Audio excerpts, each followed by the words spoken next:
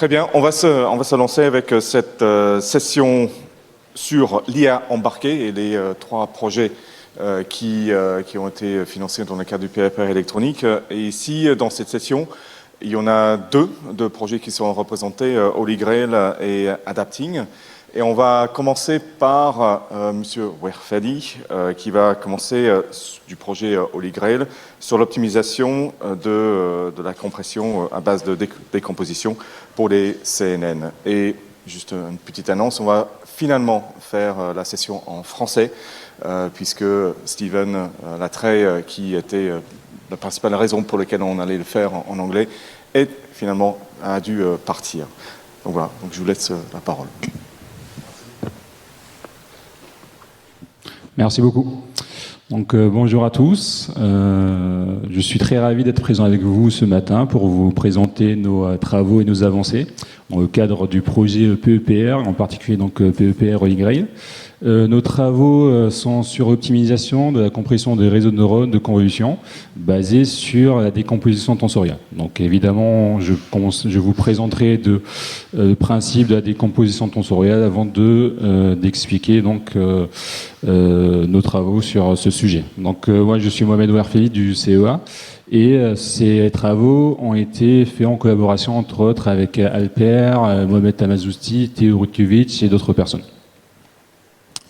Donc je vous présente rien de nouveau en vous expliquant qu'effectivement, avec l'avenue du deep learning, de l'ère de deep learning, les ressources nécessaires, que ce soit pour l'entraînement ou sinon pour l'inférence, la taille des réseaux est en train de croître exponentiellement chaque année. Et donc cela pose quelques contraintes, quelques soucis, que ce soit en termes d'application, d'utilisation de ces réseaux, mais aussi en termes d'impact environnemental et sociétal de ces différents ces nouveaux modèles qu'on souhaite utiliser, qui sont de plus en plus performants, mais qui, justement, ces contraintes posent parfois quelques soucis.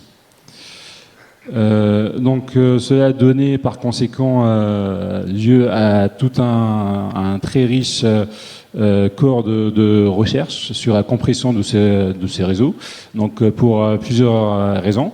Donc d'abord, en fait, ça va permettre de pouvoir déployer en fait ces modèles sur des systèmes embarqués, donc dans ces applications. Comme ça a été discuté hier, le but n'est pas juste d'utiliser des data centers, mais aussi justement de pouvoir implémenter certains de ces modèles sur des téléphones, sur des ordinateurs, sur des outils qui ont des contraintes en termes d'espace, de stockage, en termes de puissance de calcul et en termes d'énergie en fait. Donc on pourrait se demander, est-ce qu'il vaudrait pas mieux dans ce cas juste prendre un modèle plus petit, d'entraîner un modèle plus petit.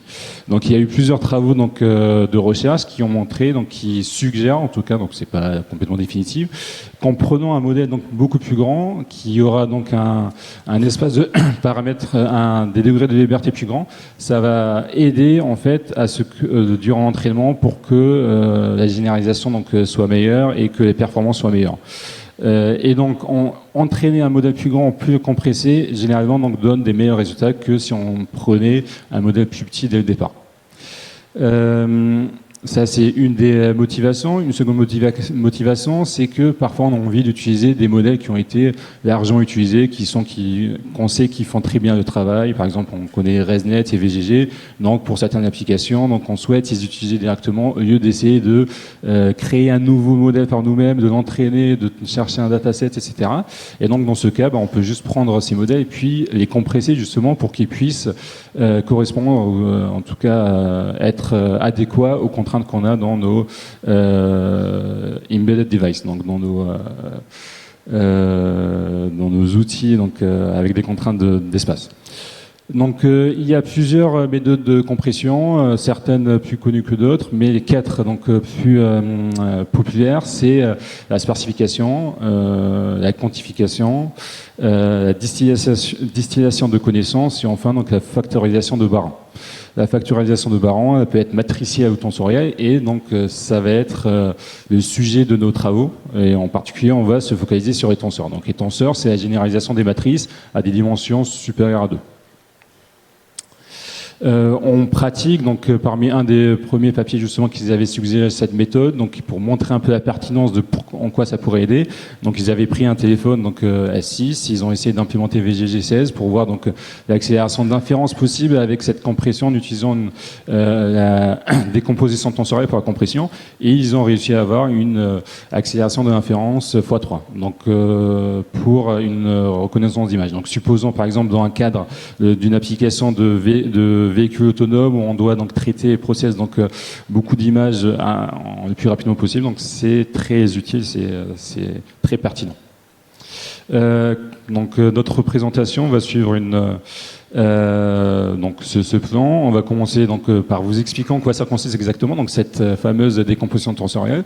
On commencera par un cas plus simple pour essayer de mieux comprendre, donc un peu plus basique, qui est donc le cas matriciel, et ensuite on verra que le cas tensoriel c'est juste sa généralisation de ce cas matriciel à ses dimensions supérieures.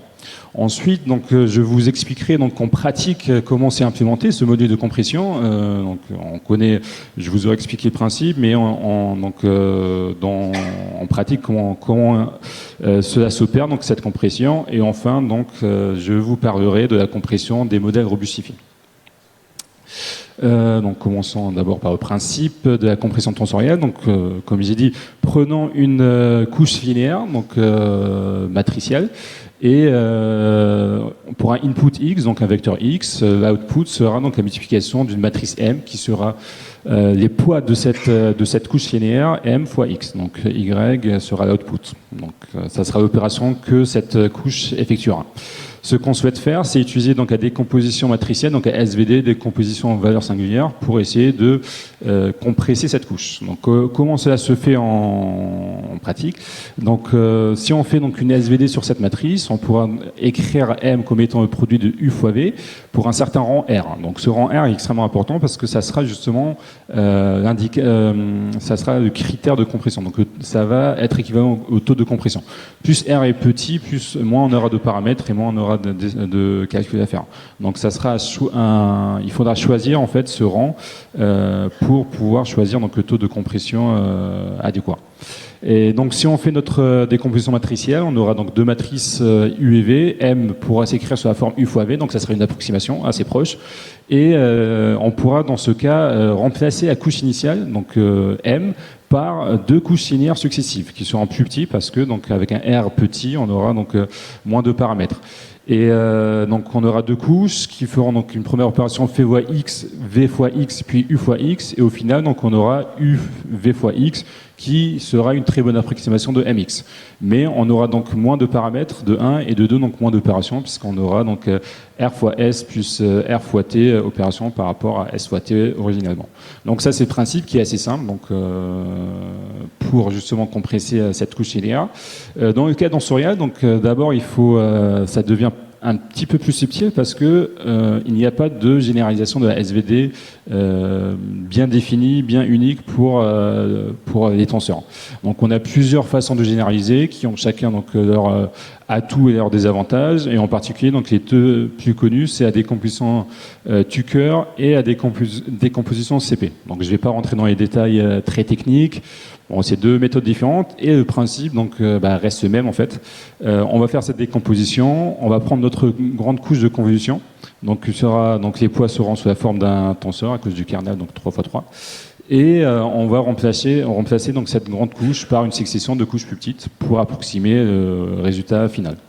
Ça se fera de cette manière, et mathématiquement, en écrivant donc mathématiquement l'équation à obtenir donc output par rapport à input, donc on a le x ici, on voit qu'on aura effectivement une succession de 3 couches de convolution pour à la fin obtenir donc le même résultat. Donc voilà, ça c'est le principe de la décomposition tensorielle. Pour compresser un réseau de neurones, on prend une couche plus grande, on va la remplacer par une succession de couches plus petites qui vont approximer le résultat final. On aura donc moins de paramètres, on aura une compression en termes de taille, mais aussi moins d'opérations à effectuer, surtout pour les couches de convolution qui sont très énergivores en fait, et qui permettraient justement de faire des gains considérables sur cet aspect. Donc ça, c'est le principe de la compression tensorielle. Mais en pratique, donc comment en fait cela s'effectue donc au sein d'un module? C'est très simple. Donc voilà le processus qu'on suggère. On aura d'abord un input à donner. Donc l'utilisateur prendra un modèle qu'il souhaite compresser et qui donnera donc au modèle. À l'intérieur, notre processus fera décomposition, qui, si on donne des détails, donc en 3 étapes, la sélection du rang, qui est une étape très importante parce que ça va permettre en fait d'essayer d'estimer le taux de compression possible. Donc, est-ce qu'on peut vraiment beaucoup compresser cette couche ou est-ce qu'en fait, elle est très très importante et très sensible, donc elle doit conserver donc une taille assez grande pour pouvoir justement garder son expressivité. Une fois qu'on a choisi donc le rang, il suffit de faire la décomposition, donc suivant les méthodes, soit Tucker, soit CP. Ensuite, on fait la substitution. Donc tout ça se fait d'une manière automatique, que ce soit pour la sélection du rang, pour la décomposition et pour la substitution par les tenseurs décomposés. La sélection du rang, donc il y a 3 manières différentes pour que ça puisse être fait. Si on n'a pas accès aux données en fait d'entraînement, ça peut se faire d'une manière automatique. Donc, en supposant un tenseur, on peut estimer quel taux de compression on peut effectuer. Si on a juste un échantillon des données, on peut faire une sorte de calibration. Et enfin, si on a accès à toutes les données, donc on peut faire de l'inférence. On verra ensuite aussi qu'on peut faire du fine-tuning. Donc, une fois qu'on a fait la décomposition, on a un modèle compressé. Et si on a accès aux données d'entraînement, on peut encore plus améliorer nos résultats, donc récupérer une bonne partie de la précision qui a été perdue en faisant donc ce fine-tuning. Donc, fine-tuning, c'est quoi? C'est un entraînement, mais de quelques époques. En fait, en pratique, on voit qu'au bout de 2-3 époques, on arrive à récupérer donc une grande partie de ce qu'on a perdu. Donc, si on souhaite faire une grande compression. Donc, une des motivations et un des objectifs du projet PEPR, c'est qu'il soit donc qu'il puisse mettre en place donc des collaborations avec d'autres projets, que ça puisse donc être utilisé, être monté à maturité, etc. Et donc en fait, au sein de nos travaux, on a pu collaborer avec Limgreen, donc la présentation qui a précédé la mienne, et en particulier donc avec Charles Villard, pour justement implémenter ce processus que je décrivais au sein d'un module qui permet de faire la compression donc d'un réseau de neurones d'une manière automatique. Donc il suffit juste de donner notre réseau et puis donc suivant si on a des données d'entraînement qu'on peut aussi ajouter donc en input ou pas, il va pouvoir faire donc cette compression. Effectivement, donc plus on a de données, mieux la compression donc sera performante, donc on pourra faire plus de compression. Donc pour comparer notre module, donc il y a une autre plateforme, donc AIMED, qui a été développée par Qualcomm, qui permet de faire donc la compression et la quantification de réseau. Et donc ils ont justement aussi une manière de faire de low rank factorization, mais qui est basée un peu plus donc sur les matrices. Et en comparant avec eux, donc on arrive à avoir des meilleures performances. Donc on montrera ça. Et donc ici, en fait, on a appliqué notre module. Donc il a été intégré donc dans une carte embarquée pour démontrer la pertinence de nos travaux. Et on voit ici un YOLO V10 qui a été compressé, donc ce qui permet de tourner donc d'une façon tout à fait donc performante sur une carte embarquée, etc. On a aussi donc d'autres collaborations où je rentre pas dans les détails justement parce que on essaye de faire monter en maturité ces technologies qu'on développe donc au sein du PEPR et ça marche très bien.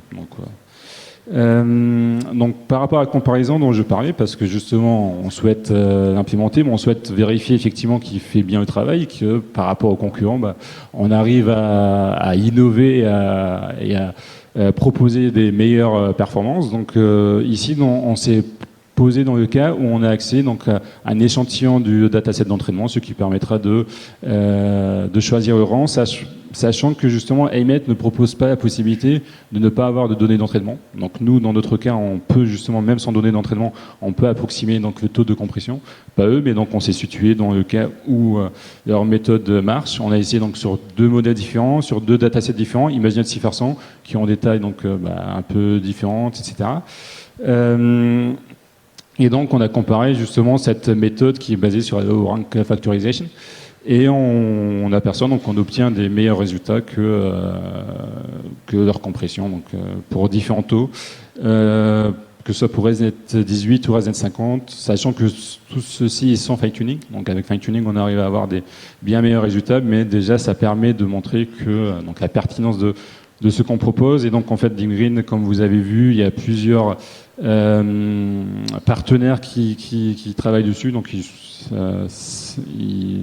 pas mal d'entre eux vont justement essayer d'utiliser ce module donc, qui a été intégré.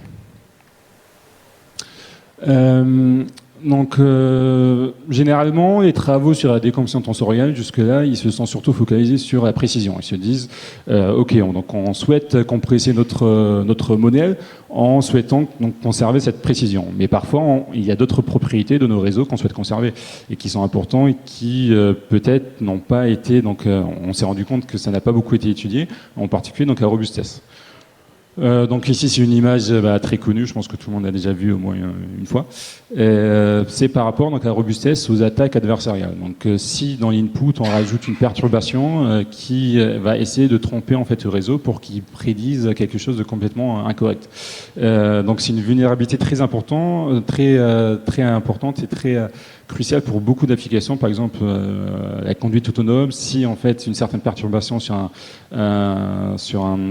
panneau de signal donne une mauvaise information au véhicule, ça peut aboutir à des accidents. Donc notre but c'était d'étudier donc est-ce que cette décomposition tensorielle elle permet de préserver donc en plus de la précision donc cette robustesse en fait cette autre propriété qui peut être cruciale pour certaines applications. Donc pour eux en fait conserver la précision n'est pas suffisante. Donc si on conserve la précision mais on perd toute la robustesse, en fait ça leur sert pas à grand chose en fait cette compression. On souhaitait donc investiguer donc cette préservation de la propriété dans deux étapes différentes de notre processus de compression.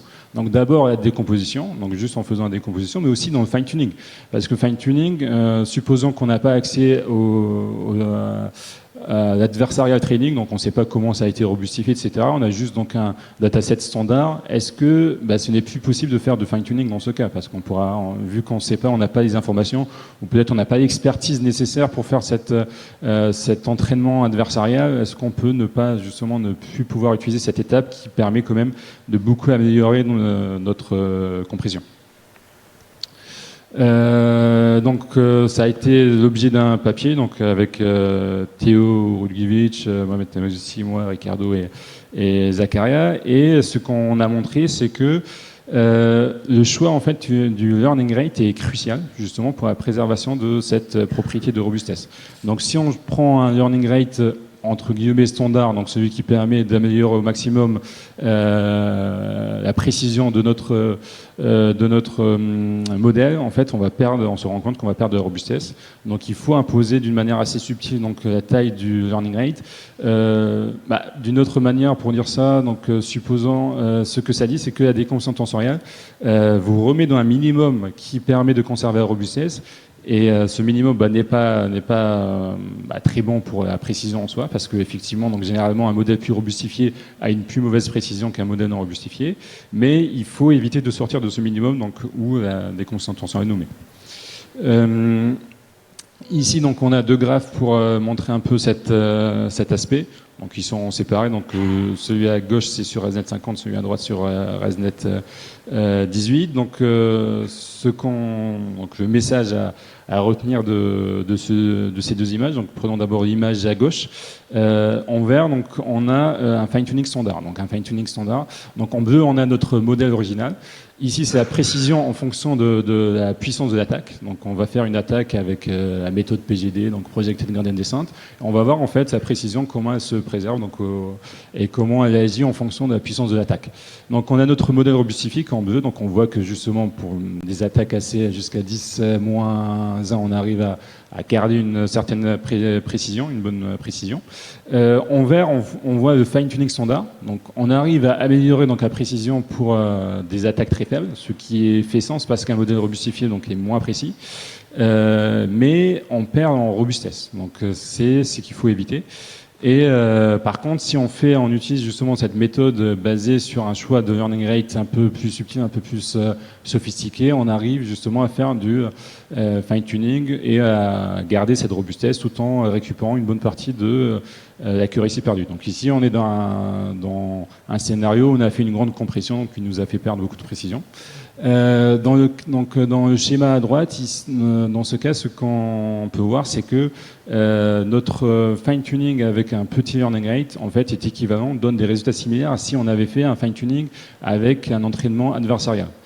Et donc, ce que cela propose, c'est que par exemple, dans notre module au sein de Green, si vous venez avec un module donc robustifié que vous souhaitez compresser, mais que vous ne savez pas comment ça a été robustifié, que vous n'avez pas l'expertise nécessaire justement pour faire cet adversarial training, utilisez cette méthode donc de petit fine-tuning, de petit learning rate de fine-tuning, justement, permet en fait de conserver la robustesse et de faire cette compression sans avoir accès donc à toute cette expertise. Donc, d'un point de vue pratique, c'est extrêmement utile et donc assez pertinent.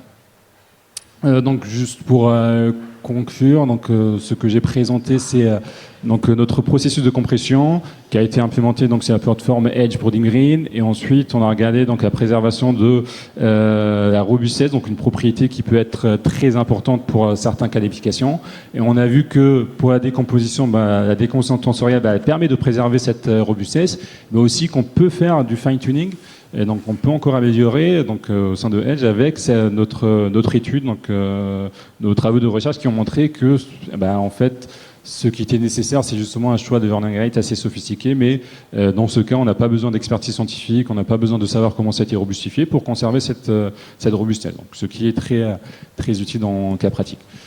Ensuite, donc, pour les perspectives et pour nos travaux en cours, on peut réfléchir sur comment optimiser certaines étapes de notre processus, en particulier donc, la sélection du rang et des décomposition de tenseurs. Donc, je ne vais pas trop rentrer en détail, mais l'idée, c'est qu'avant, on approximait le tenseur d'un point de vue en norme 2.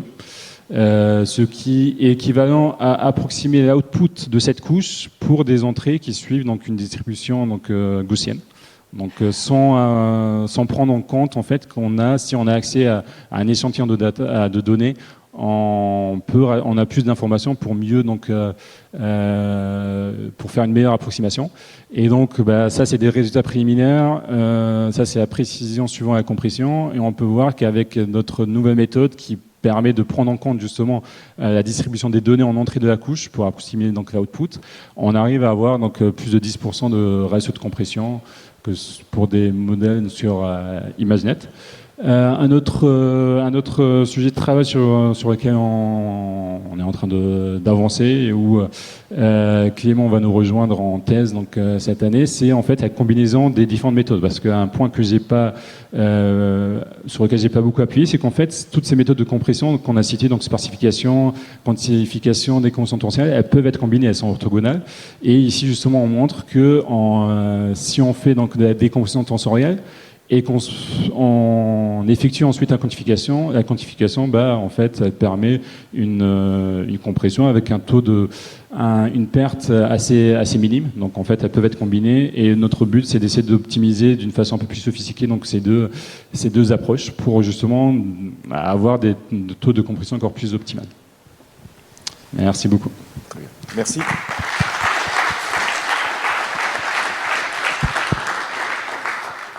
On a le temps pour quelques questions. Florent.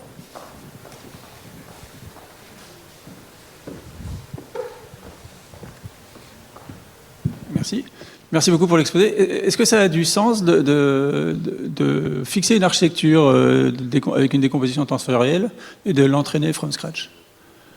Donc ça c'est un point un peu dont j'ai parlé tout au début. Donc effectivement c'est une idée, c'est une question très pertinente, c'est de se dire en fait est-ce qu'on n'aurait pas pu prendre cette architecture et juste entraîner dès le début en fait de cette façon. Mais en fait il y a des travaux donc qui montrent que avoir un modèle qui a un espace de paramètres donc plus grand.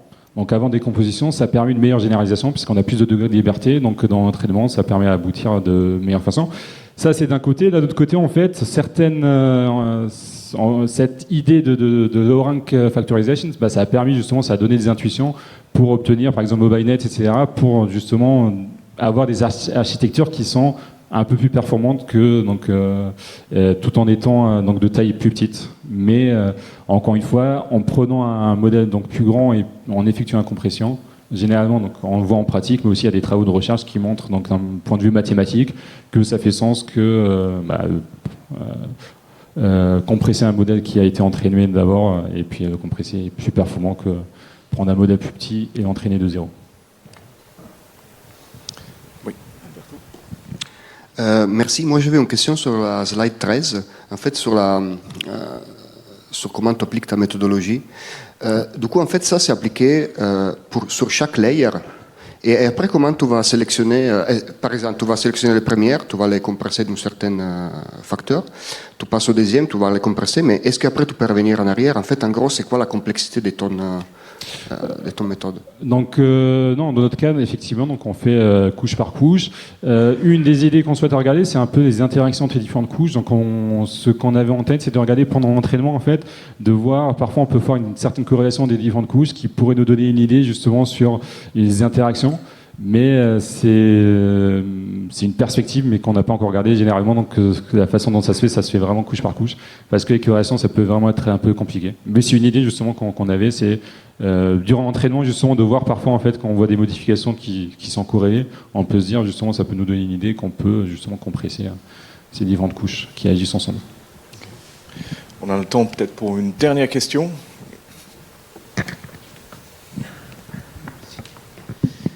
Bonjour, j'ai une petite demande. Vous avez dit que compresser un gros modèle, c'est mieux de partir d'un petit modèle. Donc, est-ce que vous avez essayé de faire le fine-tuning sur un grand modèle et le comparer avec le fine-tuning du modèle compressé? Nous, on prend un modèle déjà entraîné, donc a priori, c'est déjà fine-tuné, donc qui a déjà atteint sa... Je ne sais pas si j'ai bien compris la question. Non, j'ai dit, alors si vous avez un modèle qui est entraîné à autre donnée, et vous avez vos données... Ok, donc plutôt du transfer learning, c'est ça? Oui, de faire le fine-tuning avant la compression. Donc faire le fine-tuning sur le modèle grand, puis faire la compression et comparer les résultats. Ok, donc je pense que c'est plutôt du transfer learning, donc que le modèle a été entraîné sur un premier dataset, donc un dataset, et quand nous on a un deuxième dataset sur lequel on souhaite que ce soit compressé ou sinon utiliser notre modèle. On a commencé à regarder un peu cette idée de transfer learning, donc est-ce que justement un modèle compressé permet une meilleure performance en transfer learning, parce que par exemple un des résultats qu'on sait c'est qu'un modèle robustifié il permet des meilleures performances en transfer learning. Pour un modèle compressé, donc les résultats préliminaires sont assez... Donc on a essayé ça, donc parfois on obtient des meilleurs résultats, parfois non. Donc on pensait regarder un peu plus en détail, mais les résultats préliminaires, ça nous donnait rien qui sautait aux yeux en fait. Mais ouais, c'est une question très intéressante effectivement. Très bien, on va vous remercier encore une fois, merci beaucoup.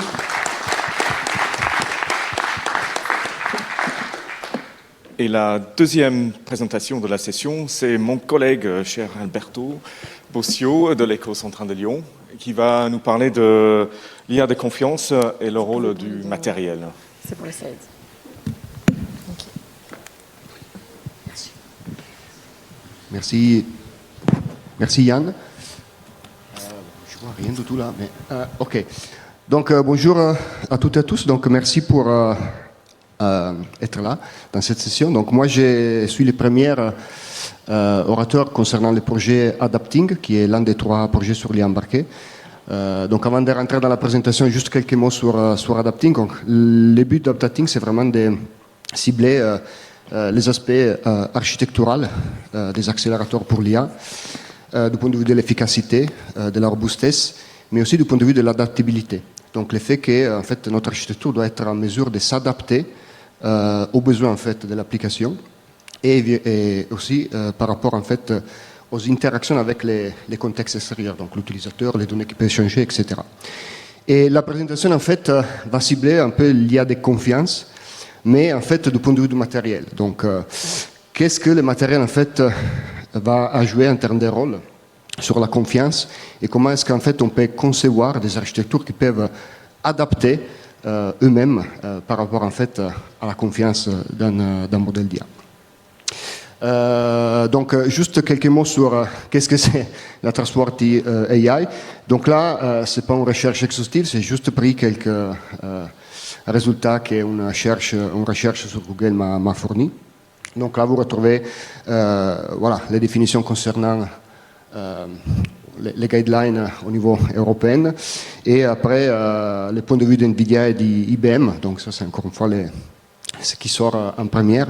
Donc vous retrouvez des termes du point de vue en fait de la robustesse, le fait que notre IA doit être explicable, interprétable, transparent, safe et secure. Donc tout ça, c'est quelque chose qui est, je pense, connu, dans le sens que, ok, il faut forcément bien entraîner. Donc les collègues mathématiciennes vont m'excuser, mais je ne suis pas du tout un expert sur ça. Donc il y a tout un volet sur comment est-ce qu'il faut bien entraîner un modèle pour respecter certaines caractéristiques. Là, on peut avoir quelques petits problèmes. En fait, les tout premiers cas, les accidents dus au système, aux limitations du système, c'est parce qu'en fait, les modèles n'avaient pas été correctement entraînés. On peut avoir des problèmes en fait d'attaque. Donc, on souhaite vraiment poser des problèmes à notre système. Et là, c'est le cas des attaques adversaires que l'orateur qui m'a précédé a déjà commencé à introduire. Hier, on a eu en fait un keynote de Thales qui parlait aussi de ça. Et enfin, le troisième point, et c'est là que la présentation va se focaliser, c'est sur en fait les matériels. Donc les matériels en fait peut être sujet à des problèmes, à des pannes en gros, ce qui est défini dans la slide des hardware faults. Et ça peut causer des problèmes. Et c'est quelque chose qu'il ne faut pas en fait négliger. Juste pour avoir quelques exemples. Alors si on reprend le contexte voiture autonome, je pense que c'est assez clair qu'est-ce que ça pourrait être. Voilà, la conséquence d'un problème matériel. Donc là, vous regardez par exemple dans cette application de détection d'objets, les cas où, à cause d'une panne, après on va définir mieux qu'est-ce que ça veut dire une panne, mais on a un résultat d'inférence qui est complètement erroné. Donc dans le cas spécifique, il n'y a aucun piéton qui est détecté. Donc la voiture, entre guillemets, pense que la voie est libre et peut partir. Donc ça, c'est évidemment quelque chose de très critique parce que ça met en jeu en fait la vie humaine. Donc l'aspect safety, là c'est vraiment très clair. Par contre, on a aussi des problèmes qui peut-être sont considérés comme marginaux, mais ce n'est pas forcément le cas. Alors celui-ci, c'est un rapport des Meta sur voilà, leur modèle Llama 3.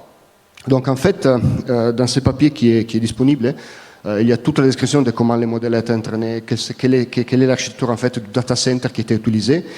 Dans les cas spécifiques, en fait, vous voyez que c'est un gros système parce qu'on a 16 000 GPU dédiés à l'entraînement en fait de ces modèles.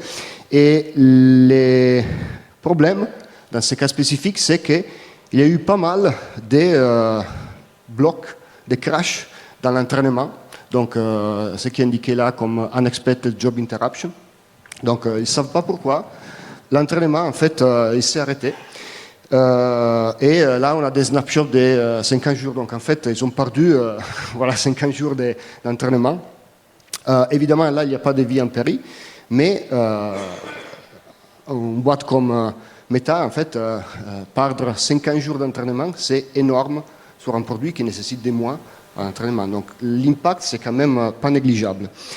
Et les 80% de cette interruption de job, en fait, c'était dû à des problèmes matériels. Et en fait, les coupables, disons comme ça, c'était les clusters des GPU. Ça ne veut pas dire que les GPU en soi sont comment dire, moins fiables que les autres matériels. C'est tout simplement parce que là, vous avez un très gros centre de calcul et la probabilité d'avoir un matériel, dans le cas spécifique, un GPU qui est défaillante ou qui peut être défaillante de temps en temps, est quand même très élevé et ça vous donne en fait ces résultats-là. Donc tout ça, en fait, ça peut impacter les throughput de votre système d'entraînement. On peut avoir des fluctuations, on peut même avoir des modifications de la consommation de puissance, parce qu'en fait, la GPU peut commencer à faire des choses qui n'étaient pas censées faire, donc consommer plus, etc. Donc il y a quand même aussi tous ces aspects-là qui doivent être quand même considérés dans la conception d'un matériel. Alors, on a dit panne matériel, hardware fault. Qu'est-ce que ça veut dire? Alors, sans rentrer dans les détails, je vais pas. Ça sont des choses qui sont un peu voilà, à côté par rapport à l'IA, mais juste pour avoir une définition en tête. Celui-ci, c'est un flot de conception classique pour un circuit intégré. Pour nous, les circuits intégrés, ça va être un accélérateur d'IA. Donc, vous avez une partie de conception, le design, après, il y a la fabrication. Et en fait, nous, on considère que les problèmes, les hardware faults, vont arriver pendant la production, la fabrication. Donc là, c'est un exemple où vous avez un transistor, voilà, qui est défaillant parce qu'il y a une connexion qui est manquante. Donc ça, c'est un cas assez facile à détecter parce qu'il y a carrément quelque chose qui manque. Donc en fait, après la production, les fabricants vont tester les puces produites. Donc il y a des machines qui font les tests et il y a certaines pièces en fait qui sont défaillantes, comme les cas précédents, qui sont jetées à la poubelle, et les autres en fait vont rentrer dans l'application finale. Data center, application mobile, tout ce que vous voulez. Alors, les problèmes, c'est qu'en fait, c'est vrai que les tests permettent de détecter la plupart des défauts physiques qui arrivent dans la phase de fabrication, mais en fait, on a des problèmes aussi pendant la vie normale. Et ça, c'est pourquoi on observe des pannes pendant l'utilisation. Donc, on a des phénomènes de vieillissement, l'électronique vieillit, comme nous, enfin, un peu plus rapidement que nous. On peut avoir des problèmes qui sont dits test escape. En fait, si vous vous rappelez l'image précédente où il y avait une connexion manquante, on peut avoir quand même une connexion qui n'est pas celle qui était prévue, qui peut fonctionner parfois, mais parfois non. Et ça, c'est un cas qui est défini comme défaut weak, weak défaut, c'est-à-dire que c'est assez difficile de pouvoir identifier des conditions pour détecter cette panne matérielle. Du coup, ça veut dire que pendant les tests, cette panne peut en fait ne pas être détectée, donc la puce est considérée comme defect free, donc correcte, mais en réalité, pendant la vie, on peut avoir des cas où ce défaut est exercé et voilà, vous avez votre problème qui arrive. Et enfin, les cas interaction avec l'environnement. Donc on peut avoir des perturbations qui peuvent être de différentes formes. Là, c'est les grands cas classiques pour tout ce qui est en fait spatial, avionique, etc. Où on peut avoir des radiations ou des particules à haute énergie qui peuvent impacter en fait l'électronique et causer des problèmes, causer des perturbations et donc donner en fait lieu à ces pannes matérielles. Donc le gros souci, c'est comment est-ce que je vais déterminer comment le système va réagir quand il y a une panne qui va se produire. Donc là, vous avez en fait une overview simplifiée de mon système d'IA, dans les cas spécifiques, donc avec les couches matérielles et logicielles.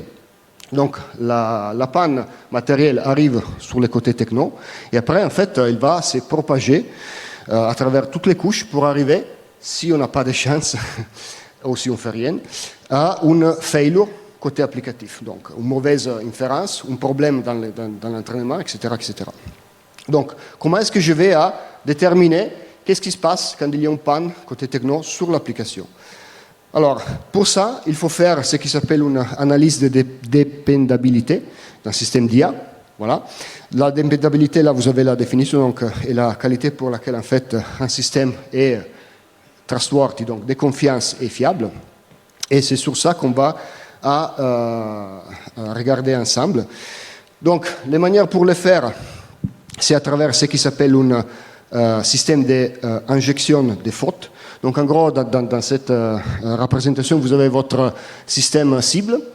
Vous avez une liste des fautes.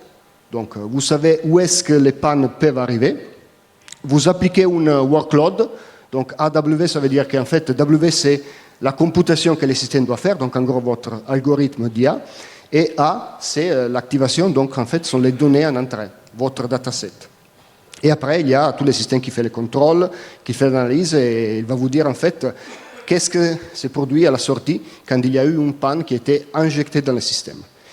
Comment est-ce qu'on va injecter? Qu'est-ce que c'est le target system? En fait, ça dépend. On peut simuler, si vous voulez, les logiciels, descendre au niveau architecture, au niveau microarchitecture, au niveau RTL ou même au niveau circuit, plus bas encore. Et si vous regardez en fait au niveau des simulation time, là, plus on descend, plus le temps ça va exploser. Donc les pires cas, c'est la dernière ligne à droite en fait où vous avez une quarantaine d'années pour faire une simulation où il y a 16 000 fautes. Alors ces systèmes-là, en fait, c'est quoi? C'est au niveau matériel une architecture qui a un register file de 4 kilobits. Et en fait, les logiciels qui tournent dessus, donc les workloads, c'est une application avec 50 millions d'instructions assemblaires. Donc c'est un jouet comparé à un modèle d'IA, et pour l'aspect logiciel et pour l'aspect matériel. Donc évidemment, quand on applique ça dans un système d'IA, tout ça va exploser au niveau des temps. Et donc, vous pouvez imaginer bien les coûts qui est derrière tout ça. Donc, comment est-ce qu'on fait avec l'IA? Bon, il y a pas mal de papiers. Là, c'est juste quelques exemples, les gros classiques. Vous avez PyTorch Fault Injector, vous avez TensorFlow Fault Injector. On a nous aussi fait quelques travaux dans le passé. Mais en fait, la particularité de ces travaux-là, c'est qu'il permet de perturber les modèles ou les opérateurs du modèle. En gros, on peut modifier les valeurs des poids ou des paramètres de notre réseau. Ça, c'est bien, c'est tout à fait utilisable.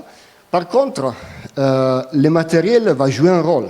Et uniquement se baser sur ces systèmes de fault injector-là ne vous donne pas forcément la bonne mesure de la dépendabilité de votre système. Là, c'est un travail qu'on a fait où on compare en fait l'injection sur la mémoire, en gros sur les paramètres. Donc on utilise les frameworks classiques que j'ai listés tout à l'heure. Et l'autre cas, c'est quand on va injecter dans les registres du microcontrôleur qui va exécuter l'application. Donc vous voyez la disparité en fait. Donc si on se base que sur la mémoire, qui est donc l'histogramme le plus bas, on a en fait un niveau de fiabilité, de dépendabilité qui est quand même plus élevé, alors qu'en réalité, le système n'est pas robuste du tout quand on va injecter dans les vrais matériels. Et surtout, si vous changez en fait des cibles matérielles, ces figures-là peuvent changer aussi. Donc le matériel est quelque chose qui doit être absolument pris en compte quand on fait cette analyse de confiance du point de vue de la dépendabilité du matériel. Autre chose, en fait, on peut aussi imaginer, on doit concevoir une architecture pour un accélérateur. Comment est-ce qu'il faudrait la concevoir pour optimiser davantage ou, si vous voulez, minimiser l'impact d'une faute. Donc là, c'est quelque chose qu'on a fait du point de vue d'un array systolique. Donc là, vous avez à nous 3 exemples de comment je peux organiser un data path d'un array systolique. Un array systolique, c'est rien d'autre que la base des Tensor Processing Unit de Google, pour faire un exemple. Et dans les 3 histogrammes, en fait, en fonction de comment je vais choisir les data paths, je peux avoir des valeurs différentes de fiabilité. D'accord? Donc, je peux déjà imaginer de concevoir mon matériel pour avoir avec comme objectif l'idée de la fiabilité derrière. Alors, un problème, et c'est ça qu'on a ciblé dans ce travail, le matériel est important, mais simuler, faire de la gestion de fautes au niveau matériel, ça coûte super cher en termes de temps. Comment est-ce que je peux réduire en fait le temps nécessaire? On peut jouer sur des paramètres. D'abord, combien de fautes il faut injecter, et après, combien d'activations, combien de données il faut en fait saisir pour faire l'analyse.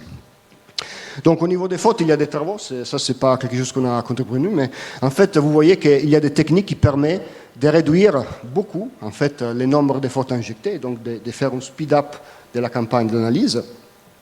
Nous, qu'est-ce qu'on a fait? On a essayé de regarder en fait les workloads.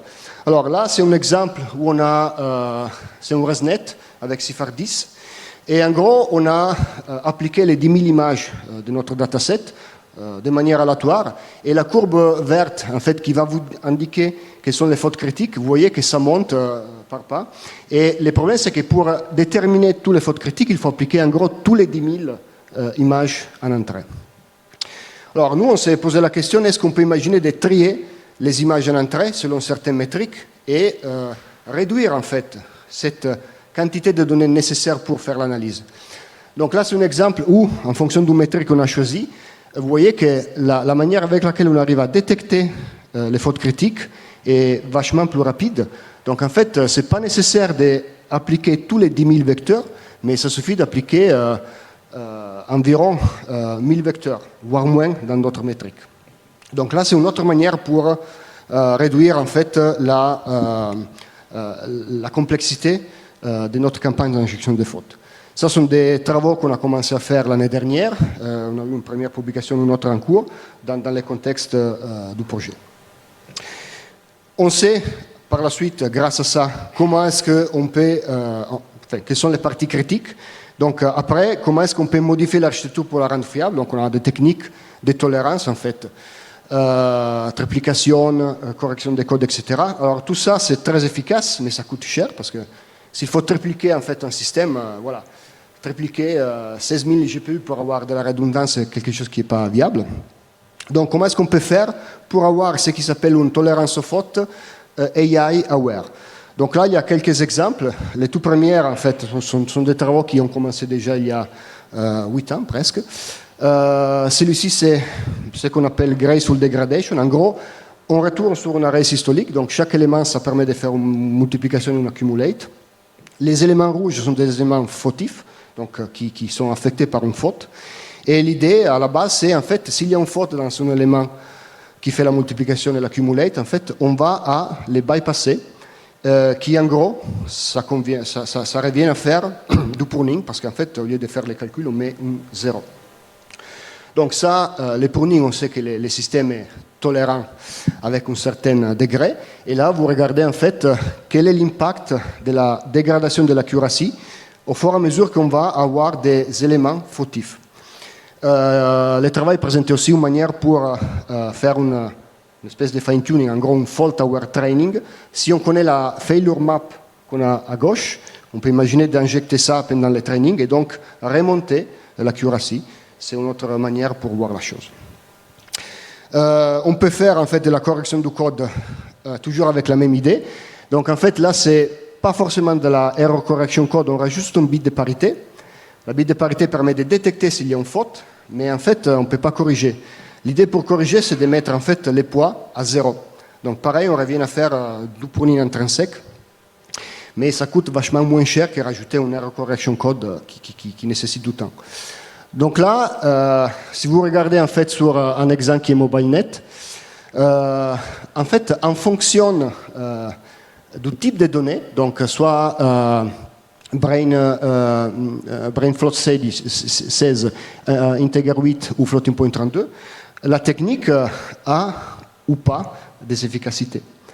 Donc ça veut dire quoi? Ça veut dire qu'en fait, autre que les matériels, il y a aussi à considérer les modèles, la représentation des données. Elle va aussi impacter sur la fiabilité. Un peu comme a été dit tout à l'heure, la compression peut impacter sur la robustesse. Et bien là, c'est un peu la même chose, mais du point de vue en fait de la fiabilité matérielle. Enfin, et ça c'est un travail qui est en cours, on peut imaginer de faire de la redondance temporelle. Donc on peut imaginer de rajouter entre une couche et l'autre de notre modèle des moniteurs qui vont détecter des métriques. Alors là, pour le moment, juste considérer des métriques assez simples. Donc, la valeur max, la moyenne et la somme en fait de notre output feature map, donc la sortie d'un modèle. Et l'idée, c'est quoi? L'idée, c'est de faire un profile avec les données qu'on a utilisées pour entraîner les réseaux. Donc, avoir en fait quelle est la distribution. Ici, c'est la valeur max, par exemple. Et avoir un seuil qui va nous dire en fait, est-ce que les calculs qu'on est en train de faire est dans les normes, dans les marges prévues ou pas. Sinon, il faut en fait imaginer de réexécuter les premiers niveaux. Donc l'idée, l'avantage, c'est éviter d'aller jusqu'à la fin de l'inférence, donc passer tous les layers de notre modèle et avoir une détection les plus tôt possible pour réexécuter les calculs et voir si on peut corriger en fait les problèmes. Je termine, Yann. Je les vois un peu pressés. Donc en fait, l'idée de ce travail-là, c'était de montrer que les matériels ont un rôle très important dans la dépendabilité en fait, d'un système d'IA, qui va aussi jouer sur la confiance. Quel est le niveau de confiance qu'on peut avoir sur le résultat? Si les matériels peuvent avoir des problèmes, tout ça a un coût, ça coûte très cher. Donc il nous faut en fait trouver des solutions pour identifier les problèmes le plus rapidement possible. Il nous faudra forcément avoir des outils de Design Space Exploration pour en fait explorer côté architecture les différents compromis, efficacité, accuracy, fiabilité et tous les autres métriques que vous voulez avoir. Et après, quels sont les problèmes, comment est-ce que le training, il peut aussi impacter de manière positive. Donc comment est-ce qu'on peut faire un entraînement qui nous permet d'avoir quelque chose qui est plus robuste face aux dépenses matérielles. Et avec ça, Yann, je te donne la parole. Merci beaucoup. Merci Alberto.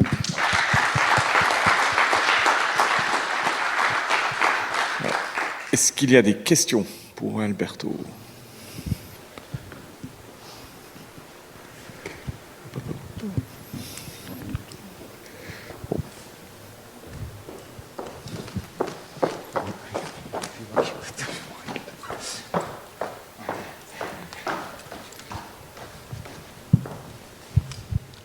Merci Alberto pour la présentation. C'est Andrea, tu ne me vois pas, mais c'est... Avec la lumière. J'avais une question plutôt sur le fond. Donc, qu'est-ce que tu penses aujourd'hui? Tu parles du vieillissement, mais avec la vitesse avec laquelle on change de techno et on nous oblige à changer les dispositifs, est-ce que c'est un vrai problème dans le marché plus global, hein, pas dans des niches comme l'aérospatiale, etc. Et par contre, qu'est-ce que tu as présenté? Une réflexion peut-être aussi utile et pertinente, c'est que si on est dans une démarche de soutenabilité, est-ce qu'on pourrait imaginer tes méthodes pour aussi déterminer si un circuit qui n'est plus utilisable dans une application, il peut être réutilisé dans une autre application, en prenant en compte en plus des injections de fautes comme tu fais au départ, aussi la manière dans laquelle elle a été utilisée jusque-là. Ok, merci Andrea. Alors pour la première question, ça dépend en fait du marché que tu cibles, parce que si tu es effectivement sur, je parle par exemple, même la voiture autonome, là tu as quand même des durées de vie d'une dizaine d'années, donc on parle d'une durée de vie qui est assez longue, et là le vieillissement effectivement peut avoir un impact. Si tu penses en fait au téléphone portable ou au smartwatch où les durées de vie c'est vachement plus limité, là, le vieillissement, c'est peut-être pas forcément quelque chose à considérer, mais ça dépend du marché, en fait. Pour la deuxième question, oui, tout à fait. Ces méthodes-là pourraient être imaginées d'être utilisées aussi pour, surtout les premières, la graceful degradation. Donc, continuer à utiliser un système, on sait qu'il y a certaines défaillances qui vont arriver, mais en fait, on arrive quand même à l'utiliser jusqu'à un certain moment où en fait, voilà, ça ne marche pas. Alors cette idée-là, par contre, c'est pas nouvelle. Déjà Intel avec les tout premiers Pentium, il faisait en fait un binning. Certains processeurs arrivaient à tourner à l'époque, c'était quelques centaines de mégahertz, d'autres non. Et donc en fait, il y avait des marchés différents avec des processeurs à plus haute fréquence et des processeurs à fréquence plus faible. Et c'était un peu dans cette idée-là. Donc l'idée de pouvoir caractériser les matériels du point de vue de performance et pouvoir l'utiliser, garantir l'utilisation sous certaines conditions. Dans l'exemple d'Intel, c'était un certain niveau de fréquence. Dans l'exemple de l'arrêt systolique avec des pans, ça veut dire qu'en fait, tout est prêt, tu sais que tu vas perdre, je ne sais pas, 1% d'accuracy, mais tu le sais, et donc voilà. C'est un peu dans cette idée-là, je pense que la réponse pourrait être formulée. Très bien. Est-ce qu'il y a d'autres questions?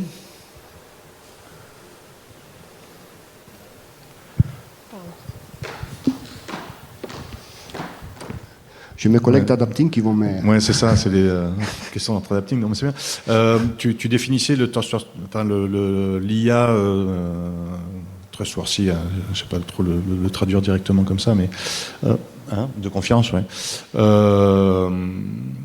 Et dans les points que tu donnais, il y avait le mot explicabilité, ouais. qui effectivement au niveau algorithmique, c'est ce qu'on fait au niveau des modèles. Donc on donne une propriété d'explicabilité. Toute la question que je me pose, moi, c'est effectivement par rapport aux fautes matérielles, sur le support d'exécution qui va arriver. On sait qu'il va y avoir des fautes.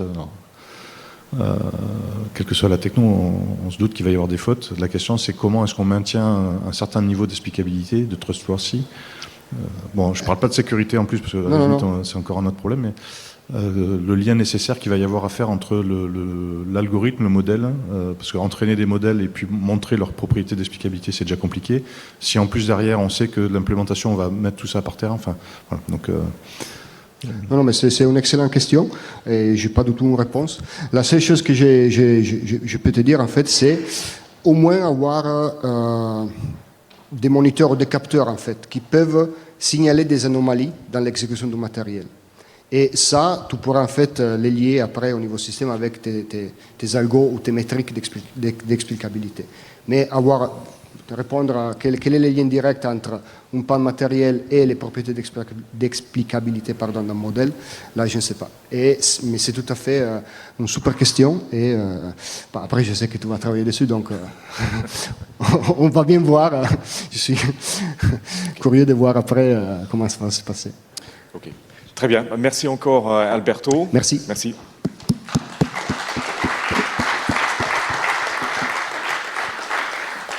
Merci. Et on va passer à la troisième présentation qui sera donné par encore un collègue à moi dans le GDR cette fois-ci, donc cher Sébastien Piment de l'IETR, et qui va nous parler d'une architecture flexible pour l'accélération de l'IA. Super. Bon. Donc merci Yann pour l'introduction. Effectivement, on est sur le projet Adapting. Alors je pensais que Alberto, comme j'avais vu qu'il passait avant moi, présenterait un petit peu le projet Adapting. Alors il se trouve que moi j'avais mis quand même un slide sur le projet, donc comme ça on va pouvoir peut-être fixer un peu des choses. Je vais vous présenter donc les travaux, les préliminaires, on va dire, les premières réflexions. Parce qu'Adapting a démarré un poil plus tard que les autres projets, j'ai l'impression. En tout cas, on a eu un petit peu de retard à l'allumage, on va dire, sur les réflexions sur les composants. Donc on est vraiment sur le projet Adapting, comme l'a dit Alberto, on s'intéresse à l'implémentation, au hardware, et on parle vraiment d'IA embarqué pour le coup. Et quand on dit IA embarqué, on n'entend pas GPU. Jusqu'à maintenant, beaucoup se mettent depuis hier, en fait, on entend composants, implémentation, circuit, et finalement, quand on regarde l'implémentation, on arrive très vite sur du GPU. Donc là, on est un petit peu dans un autre schéma, un autre modèle. On va s'intéresser à des architectures un peu différentes, notamment des accélérateurs matériels, donc de l'IA embarqué, des choses comme ça. Et ce qu'on souhaiterait, nous, c'est de développer une architecture qui soit le plus flexible possible et bien évidemment qui supporte les besoins en performance de l'ensemble des éléments. Alors le projet Adapting, voilà globalement le découpage du projet. Donc on a une partie plutôt sur... un petit peu ce que présentaient plutôt les travaux d'Alberto, et puis il y a Elisa qui est là, sur les algorithmes, comment est-ce qu'on prend en compte un certain nombre de contraintes en lien avec le matériel, d'où la question de tout à l'heure, mais comment est-ce qu'on fait ça, comment on prend en compte des modèles de matériel, hardware, ici, avec les algos. Voilà. Alors, nous, on ne fait pas de développement de modèle, on n'entraîne pas, on est vraiment... Enfin, on peut entraîner, parce qu'on se pose la question, est-ce qu'on peut faire de l'entraînement embarqué ? On se pose cette question-là, mais c'est pas moi qui travaille là-dessus, donc je ne vais pas trop rentrer là-dedans. Et puis derrière, essayer de prouver des choses, en tout cas de garantir un certain nombre de niveaux. Et puis en fait, ce qui va m'intéresser aujourd'hui, sur la présentation ici, c'est cette partie-là du projet, qui est sur la création, enfin ou en tout cas la réflexion sur des architectures reconfigurables, voilà, et donc qui vont... on l'espère en tout cas permettre de pourquoi pas proposer des circuits innovants, qui vont répondre aux besoins et sur lesquels on ne va pas s'appuyer que sur du NVIDIA ou des choses comme ça. Bon. Il y a bien évidemment ensuite après tout ce qui est plutôt applicatif sur le côté IA adaptable, validation, apprentissage en ligne, etc. Bon. Donc là il y a pas mal d'éléments. Je laisserai Alberto éventuellement, si vous avez plus de questions, revenir sur l'ensemble du projet. Alors en ce qui nous... j'ai un problème d'animation qui a sauté, effectivement. Tu m'as posé la question, je me suis fait voir. Alors ne lisez pas encore tout à fait la partie bleue, là, elle est censée apparaître après. Ce qu'on souhaite, nous, la question qu'on se pose, c'est on se dit, ce qu'on veut, c'est exécuter les algorithmes sur des architectures embarquées. Mais vraiment au sens petit circuit, avec peu de performance, enfin... En tout cas, pas une ferme de GPU, pas un data center. Donc on veut, on se pose cette question-là. Et comme on est en embarqué sur du edge, c'est le mot qu'on utilise à l'heure actuelle, qui parfois est un peu utilisé différemment, mais on n'entend pas tous la même chose, va permettre par exemple de garder en local les données. Donc on améliore la sécurité, la privacy. On reste, donc on transmet pas tout, on réduit aussi ce qu'on transmet, donc on est plus efficace, donc on réduit la consommation, on peut faire un peu de frugalité, ça aussi c'est un mot très utilisé. Et puis le fait de traiter en local, ça évite effectivement ça, donc ça veut dire qu'on arrive à faire de l'efficacité énergétique sur la chaîne globale. C'est-à-dire que le circuit va consommer plus, mais globalement on va faire de l'économie. Alors le problème d'implémentation de tout ça, c'est quoi ? Les challenges, ils sont là, et je vais revenir là-dessus. En fait, ce premier slide d'introduction, finalement, est un peu un teaser de ce qui suit derrière. C'est qu'à l'heure actuelle, on est beaucoup sur du GPU. Alors GPU, c'est super, effectivement, on traite des très gros problèmes, on règle ça fonctionne très bien, et pas de souci là-dessus. Par contre, en termes de consommation, et notamment d'énergie, c'est pas embarquable. Enfin, en tout cas, après, la question, c'est à quel niveau, on en parlait tout à l'heure, à quel niveau on parle d'embarquable. Est-ce que le Jetson Nano qu'on a vu tout à l'heure est peut-être considéré comme un système embarqué ? Alors c'est beaucoup plus petit forcément qu'un GPU type A100, il n'y a pas de souci, c'est sur une petite carte, etc. Ça consomme moins, mais ça reste quand même au niveau des watts, quoi. beaucoup de circuits à l'heure actuelle, beaucoup de processeurs embarquent des accélérateurs dédiés, hein, donc c'est des ASIC. Donc ça, c'est très très efficace, forcément. Par contre, derrière, une fois que l'ASIC est fondu, que le circuit est réalisé, on modifie plus rien. Donc il supporte ce pourquoi il a été conçu, mais on ne peut plus le faire évoluer, quoi. Et puis, entre les deux, c'est classique, et c'est mon fonds de commerce, hein, dessus que je travaille, c'est des architectures dites reconfigurables. Alors la plus connue, c'est le FPGA, qui est reconfigurable à grain fin, au niveau du bit. Mais là, du coup, il y a tout un flot de conception, et puis ça n'a pas été conçu spécifiquement pour supporter les algorithmes d'IA, alors ça le fait. On a des accélérateurs spécifiques, mais ils ne sont pas forcément embarqués. Donc la question qu'on se pose, c'est comment est-ce qu'on fait finalement pour embarquer efficacement des modèles d'IA ou des algorithmes d'IA sur des architectures embarquées, donc faible consommation, mais avec les performances d'un GPU et les performances dans un rêve merveilleux, on aurait la performance d'un ASIC avec la flexibilité d'un GPU, quoi. Forcément. Voilà. Donc on a commencé par faire une analyse, hein, parce qu'on fait de l'implémentation de ce qu'on souhaite regarder un petit peu. Donc on a regardé, alors je vais les passer assez vite parce que je suis face à des experts, donc loin de moi l'idée d'enfoncer des portes ouvertes. Mais les algorithmes, bon, le Hello World de l'IA, hein, c'est le MLP, on va dire. Donc très classique, hein, les neurones, couches entièrement connectées. Mais quand on regarde d'un point de vue implémentation, au final on a des besoins d'opérations arithmétiques. Voilà, on a multiplication, matrix vecteur, mais ça reste de la multiplication. On a des produits scalaires, on a des additions sur l'ensemble des éléments, etc. Mais en fait, tout ça se ramène à des opérations arithmétiques. En fait, la grosse difficulté de tout ça, c'est l'interconnexion. Parce que là, on est complètement connecté. Et puis, des fonctions d'approximation, notamment non linéaires. Hein. On a quelques-unes ici, le relu, le sigmoïde, tangente hyperbolique, etc. Si on avance, convolution, les CNN, bon, classique, on a vu des tenseurs, bon, c'est une multiplication. Si on schématise effectivement des matrices à plus de 2 dimensions, bon 3 en l'occurrence. Mais pareil, on fait des multiplications. On a une apparition là d'une fonction un peu particulière qui est le pooling en fait. Donc j'ai besoin de comparaison, hein, pour faire du pooling. Et puis il y a des MLP. Alors c'est bien parce que comme les MLP, on a vu que ce que c'était avant, on réutilise. Donc ça c'est plutôt pas mal. Et puis on a encore une fois des fonctions non linéaires qui sont les mêmes que celles qu'on peut utiliser dans les MLP. Mais dans les CNN, on utilise principalement des relus. Comme ça. On pourrait faire autre chose.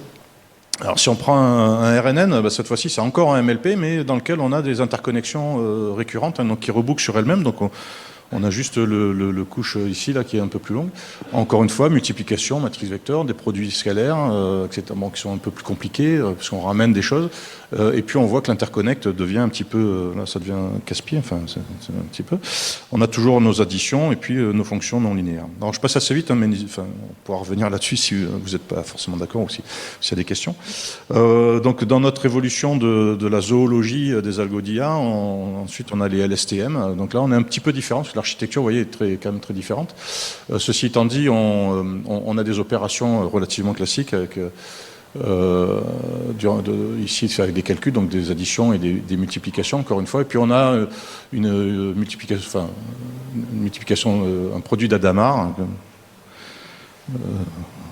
Je vais surtout pas dire que c'est une multiplication de matrice parce que c'est pas le cas, mais ça revient quand même, c'est de la multiplication encore une fois, quoi, en 2 dimensions.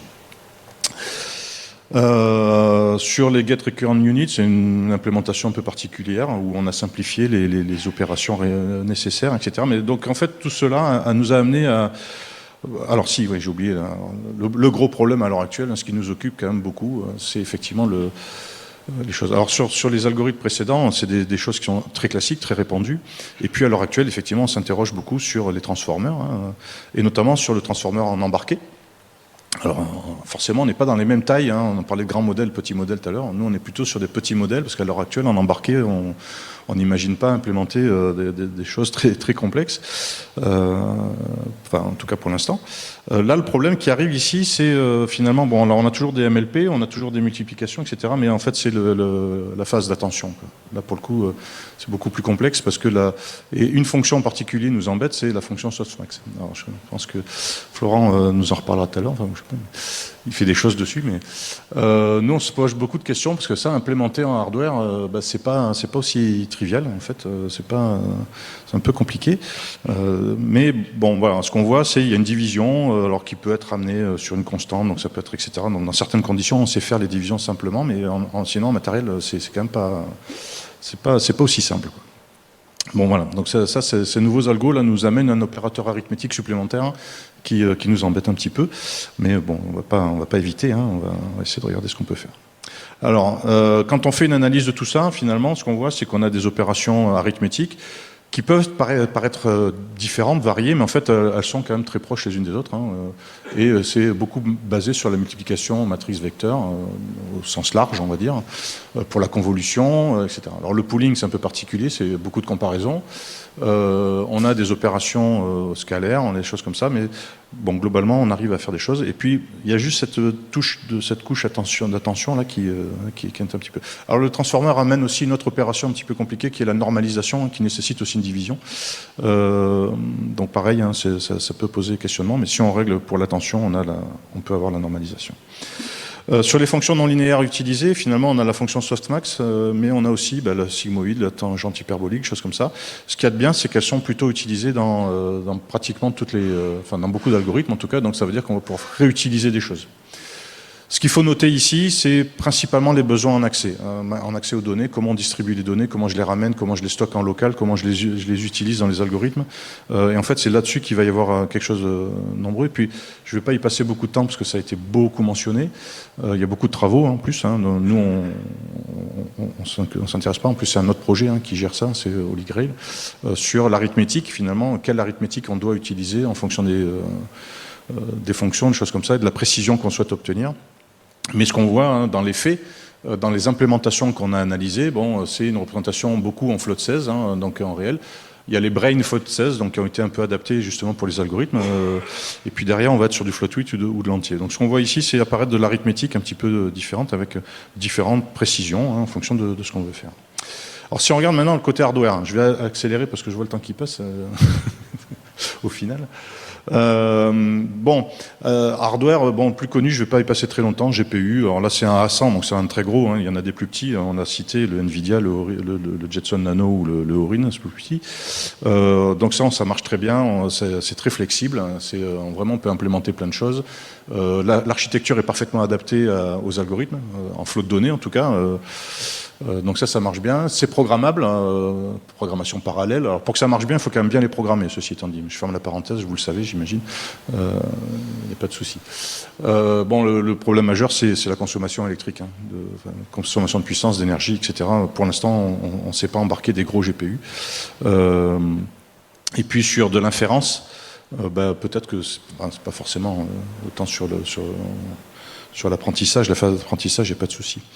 Donc ça a été mentionné juste avant par Alberto, vous l'avez ici, architecture systolique, il est là en fait le TPU, le réseau systolique il est ici, vous voyez qu'en fait le TPU, donc le processeur spécifique Google, c'est un systolique et là ils ont vraiment mis le paquet sur la multiplication, parce que c'est une des unités, puis derrière c'est comment est-ce que je manage l'accès aux données, comment j'envoie les données au bon endroit au bon moment, sur des choses comme ça. Sur les fonctions non linéaires, en fait ils ont implémenté un hardware, toutes les fonctions, donc c'est du hardware, ils l'ont optimisé, et puis il y a un gros multiplexeur qui choisit la fonction d'activation que vous souhaitez utiliser à l'instant T. Donc ça marche très bien évidemment, ça accélère, ça marche très très bien. Mais pareil, c'est attaché dans un centre, dans des data centers, c'est des accélérateurs qui sont plutôt gros. On ne peut pas parler ici d'embarquer au sens de notre définition, en tout cas de ce qu'on souhaiterait pouvoir développer, quoi. Pareil, pour l'apprentissage, super. Pour l'inférence, c'est peut-être un petit peu surdimensionné, ou en tout cas pas direct comme ça d'utilisation. Je suis désolé, ce slide-là aurait pas dû être à cet endroit-là. Alors, je vais peut-être le passer parce que j'ai vu je vais revenir. Je vais faire comme le connect tout à l'heure. Je reviendrai après. Du coup, on peut faire des accélérateurs dédiés. Donc, un des plus connus entre guillemets, c'est le Iris. Donc, pareil, une matrice de calcul, d'éléments de calcul. Donc, un systolique Eury qui est ici aussi. Toute la question, c'est d'envoyer les bons filtres, les bons IFMAF. Alors, Iris, c'est spécifique CNN, c'est-à-dire qu'il accélère parfaitement bien.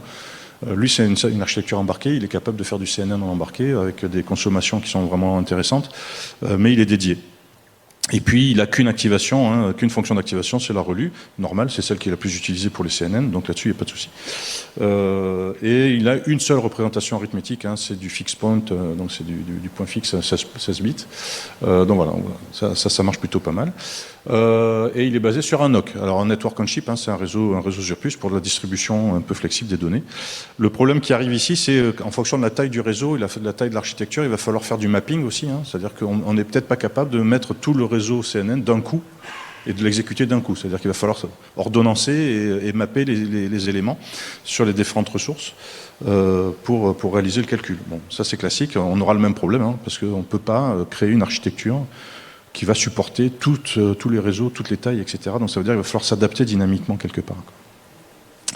Le dernier que je vais citer, alors loin de moi l'idée de faire une analyse complète, mais bon, c'est des travaux relativement anciens, on voit bien, hein, vous voyez, mais qui posent les bases. En fait, après, il y a plein d'évolutions, il y en a plein d'autres, hein, bien évidemment. Mais le Dadian Nao, en fait, on voit que c'est une architecture différente, puisque c'est pas un réseau systolique, hein, c'est basé sur plutôt une distribution d'arbres d'horloge, c'est basé sur un réseau en H. Et puis là, ils ont beaucoup travaillé sur l'accès aux données en faisant une hiérarchie mémoire un petit peu particulière qui permet de pouvoir accéder aux données, essayer de rapprocher le calcul de la mémoire. L'évolution ultime de ça étant le in-memory computing, hein, donc où on fait des calculs directement dans la mémoire. Alors pour l'instant, on fait des calculs relativement simples, mais on imagine pouvoir faire des choses un petit peu plus avancées par la suite, quoi. Alors si je reviens, le dernier élément qui nous intéresse, hein, c'est les architectures reconfigurables que j'ai mentionnées. Donc là, il y a pas mal d'accélérateurs sur FPGA, etc. Donc le FPGA est bien dans le sens où il est versatile, c'est-à-dire qu'on peut le changer, on peut modifier sa contenu en le reconfigurant. Et puis les nouveaux, les FPGA modernes, alors ça fait maintenant plusieurs années quand même que ça supporte la reconfiguration dynamique. Donc on est censé pouvoir modifier l'architecture à la volée. Alors je dis censé parce qu'en fait les timings requis pour ça sont énormes en fait, donc on est sur des millisecondes, ce qui fait qu'on ne tient jamais les contraintes de temps. Sur la reconfiguration dynamique, pour l'instant, on n'a pas trouvé encore de moyen de vraiment l'utiliser de manière efficace et fiable pour l'ensemble des applications. Donc en général, on n'y arrive pas trop, quoi. Mais bon, on peut le faire, ça marche. On est sur des trucs comme ça. Bon, du coup, de toutes ces analyses, très rapidement, ce qu'on voit, c'est... alors, la première case, là, il manque CPU, je ne vous l'ai pas présenté, je vous ai quand même pas fait l'affront. Donc, c'est approche programmée. On a des choses, voilà, c'est faible coût. Sur les GPU, on est en parallélisme massif, c'est programmable. On a mis Medium Leap par rapport à un CPU, parce qu'il faut quand même savoir le programmer, quoi, le GPU. Par contre, en termes de perf, le GPU est meilleur, mais il consomme beaucoup. Les accélérateurs sont beaucoup mieux d'un point de vue énergie et puis utilisation des ressources, mais ils ne sont pas programmables, ou très peu. Ils ont... voilà, c'est des dizaines qui sont comme ça. Après, je ne l'ai pas présenté non plus, mais sur les CPU multicœurs, oui, j'ai vu, mais j'arrive à la fin. On a, pareil, un mélange entre les deux. Et puis, en fait, je pense que l'avenir de l'embarqué, c'est l'hétérogénéité, c'est-à-dire qu'on va mélanger finalement les types de choses avec du CPU, du GPU, ça existe déjà, bien évidemment, on n'a rien inventé. Donc là, la question, c'est le contrôle de tout ça et le mapping. Bon, de toutes ces réflexions, donc du coup, on essaye de faire all-in-one, hein, et puis de se dire, qu'est-ce qu'on pourrait, est-ce qu'on a des propositions un peu originales qui permettraient de répondre à ça. Alors, j'ai pas de résultat encore, parce que ça a démarré il y a 6 mois, donc puis faire développer du matériel nécessite un certain temps, mais on y croit, hein, sinon on ne le ferait pas. Bien évidemment, ce qu'on veut faire, c'est améliorer le processus de reconfiguration dynamique. On va profiter de ça pour faire adapter l'architecture au calcul, aux besoins, et puis sur un mapping, un scheduling, et ça, voilà. Donc on va commencer par implémenter un processus de reconfiguration dynamique qui soit réellement efficace, notamment en termes de temps et de consommation. Ce qu'on souhaite, bien évidemment, c'est la consommation, la maîtriser au maximum, parce qu'on est dans l'embarqué, et on va essayer de supporter un maximum d'algorithmes possibles. Alors comme on pourra en fait en fonction des algos, parce qu'il y a des algos où on ne pourra pas faire, ça ne sera pas possible. Donc si on regarde une architecture générique, alors c'est représenté comme ça parce que c'est l'architecture systolique qui est quand même très classique à l'heure actuelle et qui fonctionne bien sur les algos. C'est une architecture qui pourrait ressembler à du GPU, hormis l'aspect mémoire. Mais donc on va regarder d'abord le calcul, la partie calcul. Là, ce qu'il faut, c'est supporter plusieurs algorithmes. Alors, il y a déjà beaucoup de méthodes qui permettent d'implémenter différents opérateurs arithmétiques avec multiplication, addition, la comparaison, etc. On a un premier travail là qui est en train de se finaliser, mais il y a beaucoup de papiers qui sortent à l'heure actuelle sur comment est-ce qu'on approxime de manière flexible les fonctions d'activation. Donc là, il y a plusieurs approches, arithmétiques, par interpolation, polynomiale, etc. Et puis, il y a des travaux où on implémente carrément un MLP. Donc c'est un nouveau MLP qui génère la fonction d'activation. Et comme on est reconfigurable dynamiquement, eh bien on va supporter potentiellement plusieurs formats de calcul. Au niveau système, l'idée c'est l'interconnect. En fait, encore une fois, là le problème c'est l'accès à la donnée, c'est l'accès à la mémoire. Donc il faut réfléchir à une hiérarchie mémoire flexible. Il y a eu pas mal de travaux qui ont été faits avec l'apparition de mémoires hétérogènes, comme les mémoires non volatiles. Donc, il y a eu beaucoup de travaux au niveau HPC sur comment est-ce qu'on place les données et à quel endroit. Quand on a des mémoires, quand on a des accès mémoire non uniformes, en gros, et puis comment est-ce qu'on distribue les données, donc sur les gestions de cache, les choses comme ça. Donc là, forcément, il y a du travail à faire. Et puis en adaptant finalement ces stratégies à l'IA et aux différents algorithmes que l'on a. Et puis on va, encore une fois, ce qu'on souhaite ici, c'est que tout ça soit modifiable, adaptable à la volée, par reconfiguration dynamique, de manière efficace. Et donc on a travaillé sur un premier contrôleur là, qui est soumis et qu'on espère avoir aussi des choses comme ça. Bon, j'ai plus trop le temps, mais comme je m'intéressais plutôt à l'architecture, bien évidemment, une architecture sans flot de conception... c'est pas utilisable, donc il faut un flow. Donc là, pareil, il faudra réfléchir au flow, à l'ordonnancement, au mapping, etc. Et puis en se basant sur des algorithmes, sur des front-end plus haut niveau. Vous avez eu Edge en présentation précédemment. Voilà, ça peut être un truc comme ça. Je vous remercie. Merci beaucoup, Sébastien.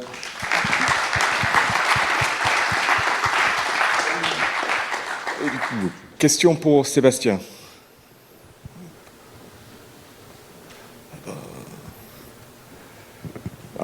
Là-bas.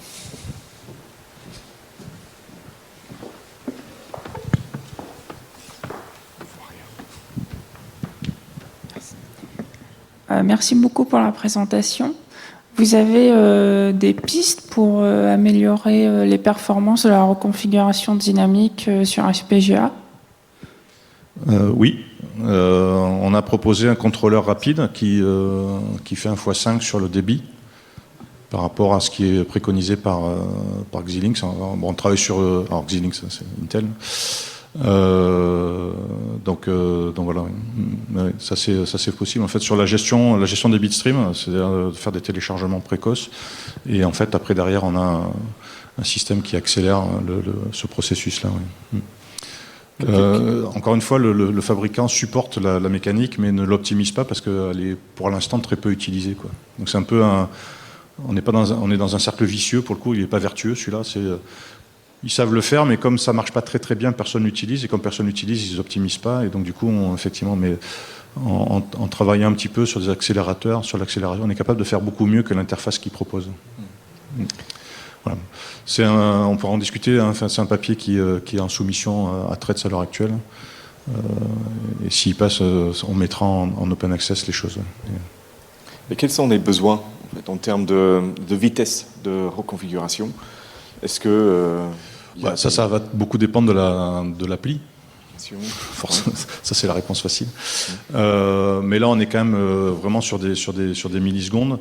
En plus, passer en reconfiguration dynamique une application, c'est pas aussi trivial, en fait. Parce qu'il y a des choses qui... on a fait des tests sur des codeurs vidéo, des choses comme ça. On se dit, codec vidéo, c'est bien, je traite une image et puis je fais autre chose, je retraite l'image d'après, etc. Donc là, les temps de reconfiguration à la milliseconde, ça passe pas du tout sur les complexités. Et en plus, on s'est rendu compte que le fait de découper son application en layer, hein, si on se met sur de l'IA, nécessite du stockage local. Donc en fait, au final, ce que je peux gagner d'un côté, je le perds de l'autre parce que j'ai des accès mémoire supplémentaires, j'ai des stockages locaux à rajouter, j'ai besoin des besoins de stockage locaux, etc. Donc ça peut devenir assez vite difficile à découper et à gagner en fait. Et en fait, on se rend compte qu'une implémentation statique est toujours plus performante qu'une implémentation dynamique. Alors l'argument souvent, c'est de dire si je fais de la reconfiguration dynamique, je consommerai moins parce que mon circuit est plus petit. C'est comme ça qu'on le présente. Pareil, on a fait des mesures où c'est pas aussi direct en fait. Ça peut, c'est possible, mais il faut des conditions bien particulières pour arriver à ça. Okay. D'autres questions?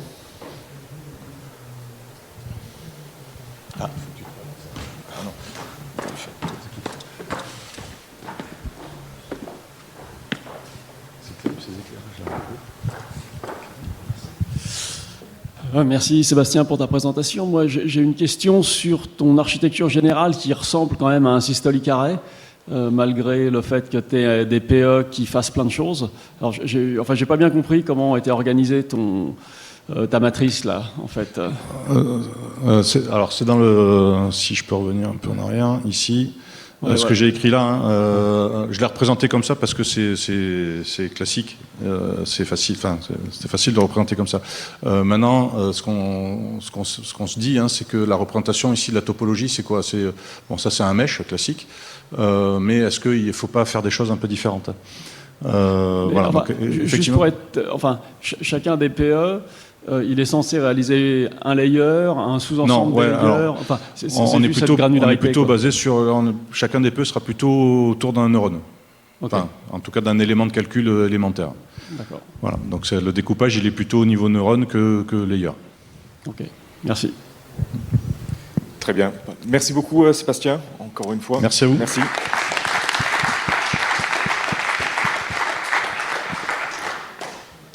Et on va passer à la dernière présentation de cette session avec Florent Dinechin, Philippe à Lyon, de l'ENS, et qui va nous présenter l'outil Flopoco, générateur de cœur arithmétique. Merci. Merci beaucoup. C'est vrai qu'on ne voit rien quand on est en bas. Bon. Voilà, donc je vais vous présenter cet outil qui en fait on développe depuis une quinzaine d'années et l'application à l'IA est assez récente, donc voilà, il y aura un peu de vieilles choses et un peu de choses nouvelles. Donc voilà, Flopoco, donc c'est quelque chose qui fait de l'arithmétique application spécifique, c'est-à-dire l'arithmétique pas traditionnelle, on ne fait pas que des tristes additions et multiplications, on fait des tas de choses plus exotiques. Alors concrètement, c'est un générateur d'opérateurs arithmétiques de cœur qui sortent en VHDL. Et j'ai mis le mot open-ended parce qu'on peut produire une infinité d'opérateurs différents, donc on n'est pas concentré sur un opérateur. Et vous allez voir que c'est une grosse infinité. Donc c'est du code source, open source, extensible, plein de bugs, mais on y travaille. Voilà. Et alors, je voudrais mettre un petit focus sur la philosophie de l'outil qui est, on va essayer de faire du calcul au plus juste partout. C'est-à-dire que quand vous demandez une fonction quelconque et que vous demandez une sortie sur 17 bits, ou sur 12 bits, ou sur 14 bits, déjà, c'est paramétrable. Et puis, tous les bits que vous avez en sortie sont corrects. Et à l'intérieur, on utilise aussi ça parce que c'est une interface confortable pour composer des choses. Donc, quand on a confiance aux sous-composants, on arrive à les assembler pour faire des composants plus gros. Alors, j'ai quelques exemples. Je ne rate pas une occasion de faire la publicité de mon bouquin qui vient de sortir, qui est sorti en 2024, et dans lequel il y a les bonnes idées de Flopoco, qui sont cachées dans le code. Donc on a essayé d'en faire un bouquin avec Martin Koum de l'Université de Fulda. Alors j'ai essayé de concentrer cette histoire de Computing Just Right dans une slide, parce que c'est censé être un talk sur l'outil, pas sur la philosophie, mais voilà. Donc voilà, vous avez un format de sortie, que ce soit les virgules flottantes, que ce soit la virgule fixe, des entiers, du système logarithmique. Ça vous définit un sous-ensemble tout petit des nombres que vous pouvez effectivement représenter dans votre machine par rapport à l'infinité des réels que vous avez. Et donc là, j'ai mis un f de x au milieu qui n'est pas un réel, qui est un réel, mais qui n'est pas un de ces nombres représentables. Et quelle que soit la représentation que vous avez, elle vous définit ce qu'on appelle l'ULP, Unity Knowledge Place, qui est en gros la taille de la discrétisation que vous avez autour de votre f de x. Et voilà. Et donc, quand on dit Complete Just Right, c'est de l'épais bon sens, et c'est que vous avez cette résolution de votre sortie possible. C'est pas la peine d'essayer de calculer plus précis, parce que vous ne pourrez pas l'exprimer. Donc, c'est pas la peine d'avoir un calcul de prétendre un calcul plus précis, parce que ça ne sert à rien. Et puis, ça n'a pas de sens non plus de calculer moins précis que cette résolution, parce que vous allez produire des bits qui n'ont pas de valeur, en fait, enfin, dont la valeur n'est pas sûre. Et donc, c'est déjà bête, mais en plus, ces bits vont être envoyés aux opérateurs qui sont derrière vous et qui vont calculer dessus. Vous allez stocker, ça va consommer de l'énergie, donc c'est juste idiot, quoi. Donc, on ne va pas le faire. Voilà, et donc, un avantage de ça, c'est que ça nous permet aussi de spécifier extrêmement proprement les opérateurs, et je vais vous montrer quelques applications. Et donc, voilà, donc on définit une fonction mathématique qui est la quantisation d'un réel. Alors là, sur l'exemple, si j'ai f de x qui est le point rouge, il y a le nombre que je peux représenter le plus proche qui est y. Voilà. Donc ça, c'est une fonction qui a tout réel f de x, enfin un tout réel voilà, associé à un nombre représentable. Et je vais spécifier tous les opérateurs de FLOPOCO comme étant la composée, au sens mathématique, de l'opération mathématique que je veux faire. Alors, ça sera que ce soit une sigmoïde ou que ce soit une somme de produits ou autre chose dont on a besoin en IA, ça sera la composée de fonctions mathématiques, et ça, c'est ma spec. Et voilà. Et si vous voulez plus de précision, il suffit d'augmenter la résolution de sortie. Donc, vous demandez plus de bits et vous avez plus de précision. Donc là, en anglais, on a deux mots qui sont accuracy et precision. Et en fait, ce que je dis, c'est qu'on a raison en français d'avoir le même mot précision pour les deux. Voilà. Alors, comme je suis censé parler de l'outil, donc voilà, je commence par un bête additionneur flottant, complètement standard. Donc ça, c'est justement ce que FLOPOCO n'est pas censé faire, mais bon, il le fait quand même. Donc c'est une ligne de commande, FLOPOCO. Alors il faut le télécharger et le compiler. Bon. Et puis vous tapez FLOPOCO, I3E FPAD, et puis vous donnez les paramètres qui correspondent à la simple précision, donc 8 bits d'exposant, 23 bits de mantis, et vous obtenez un fichier VHDL. Il y a plein de petits frères, des variantes. Par exemple, là, c'est FPAD sans I3E, c'est-à-dire qu'on s'assied un peu sur la complexité I3E, ce qui donne les choses plus efficaces si on est en interne. Voilà. Et puis, vous pouvez changer aussi W égale 6, donc moins de bits d'exposant, plus de bits de mantis, etc. Tout est paramétré. Et puis, on a aussi donc tout ça, c'était des spécifications fonctionnelles de qu'est-ce qu'on est censé calculer. Mais on a aussi des spécifications qui portent plus sur la performance. Par exemple, l'argument dual pass, il dit d'utiliser une architecture, alors que je n'ai pas inventé, mais que j'ai réimplémenté, qui a une latence plus courte, mais qui coûte plus cher. Donc, c'est un compromis. Et puis, vous pouvez donner une fréquence, et il va essayer de pipeliner l'opérateur, le VHDL qui sort à cette fréquence. Voilà. Alors, pour l'édition flottante, ça marche assez bien. La version IA de ce truc-là, c'est évidemment quelque chose de beaucoup plus compliqué. Alors, j'ai pas de jolis dessins, donc je vais lire laborieusement les slides. C'est ce qu'il y a dans le prochain Calray qui sort, si Calray survit jusqu'à ce qu'il sorte un processeur. C'est un accélérateur de tenseurs. Alors, comme ça a été dit dans les présentations précédentes, il y a beaucoup de questions qui sont liées à l'accès mémoire, à la taille des registres qu'on va mettre ici et là. Donc là, je parle juste de l'arithmétique. Et l'arithmétique, c'est une somme de n produits. Donc, c'est voilà. Alors qu'on réplique plein de fois, enfin qu'il faut exécuter plein de fois pour faire un tenseur, mais au cœur, l'opérateur, il fait... donc vous voyez que c'est plus compliqué que juste une addition flottante, c'est plus compliqué qu'une multiplication flottante, mais par contre on le regarde comme une seule opération mathématique. Mon f de x, là, ça prend un vecteur, et ça fait deux vecteurs, et ça fait la somme du produit des vecteurs. Alors, ils veulent que les entrées soient des... J'ai oublié les BF16, donc ça peut être DFP16, DBF16, DFP32. La sortie, c'est un FP32, je crois, il y a peut-être d'autres options. Et alors, pour combiner tout ça dans un seul opérateur, ils ont défini leur format custom à l'intérieur, qui est donc 9 bits d'exposant, 12 bits de mantis. Et puis, en étant en matériel les FP16 dans ce format, ça c'est facile, on rajoute des zéros, enfin en pad. Et les FP32, on arrive à les découper en deux E9, M12, sans erreur, donc on ne fait pas une erreur en faisant ça. Et ensuite, on peut utiliser l'opérateur qui fait des sommes de produits de E9, M12, pour calculer la somme de n sur 4 FP32 si on a une somme de n produits E9M12. Voilà, alors il y a à l'intérieur assez de précision pour que on puisse faire la somme exacte d'un nombre arbitraire de FP16 sans perdre jamais de bits. Voilà.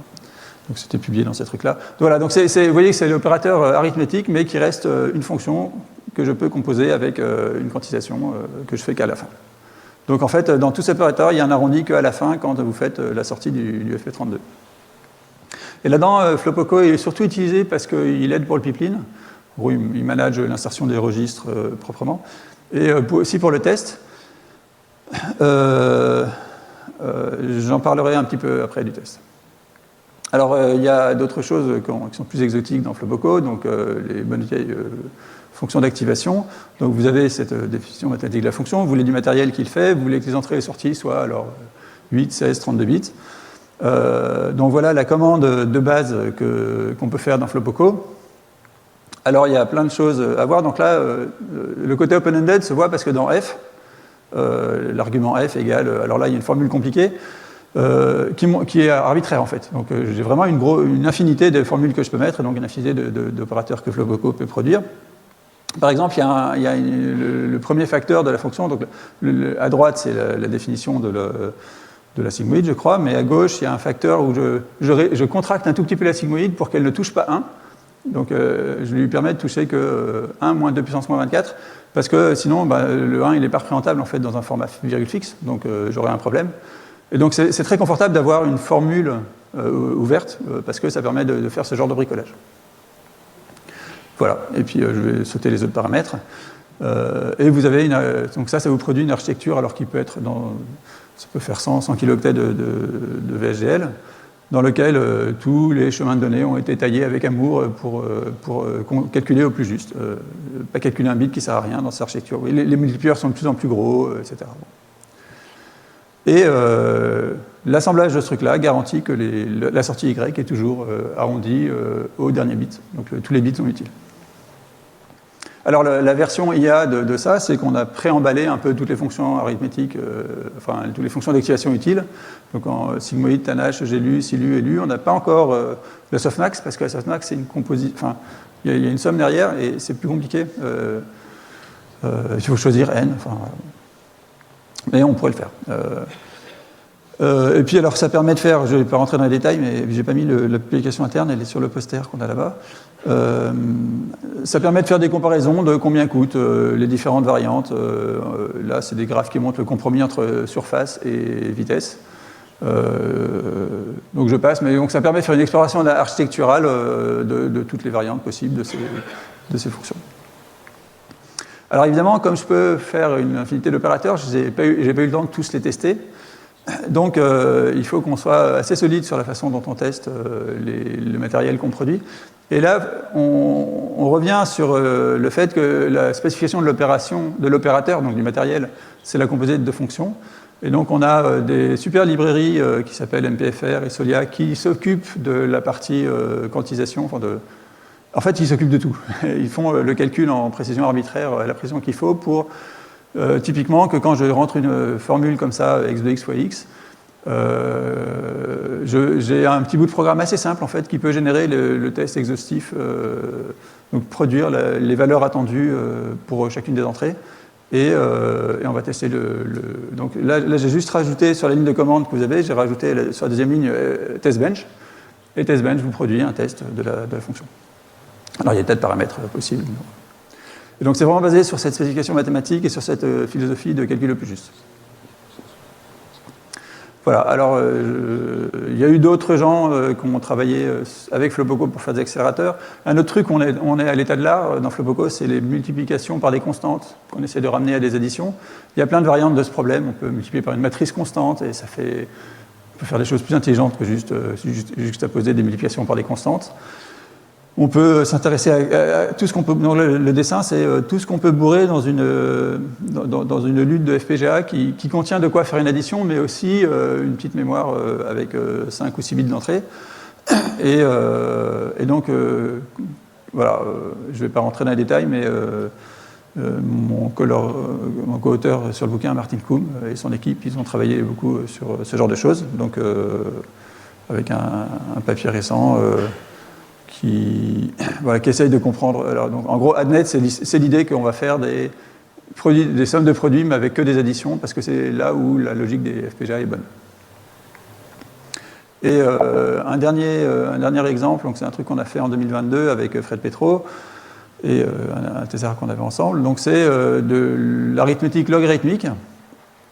Alors, en gros, c'est un concurrent du flottant. On représente les nombres par juste le logarithme du nombre qu'on veut représenter. Donc le paquet de bits qu'on a, LX, LW, c'est des codages logarithmiques. Et l'intérêt, c'est que la multiplication dans la somme de produits, ça c'est la somme de produits habituelle d'un neurone. La multiplication, c'est la somme des logs. Et encore une fois, les FPGA sont bons pour ça.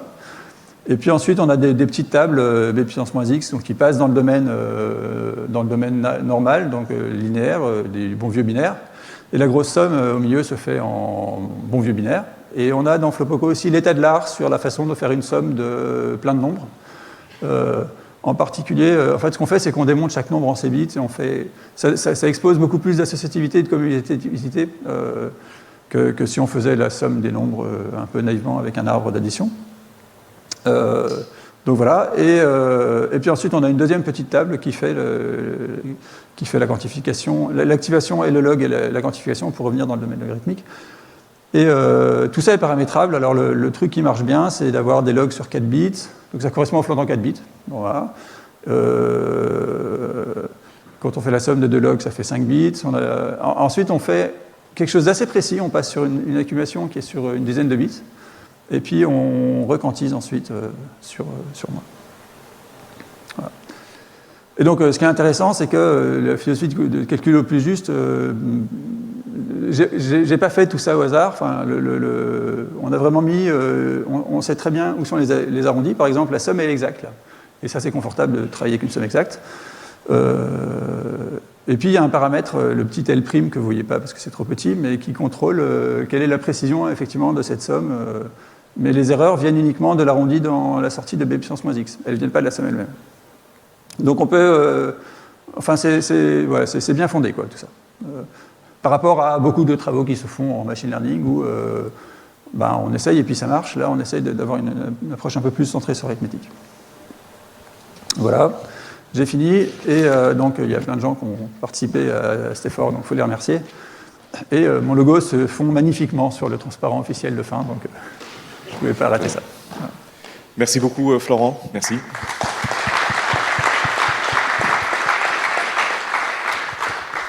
Y a-t-il des questions?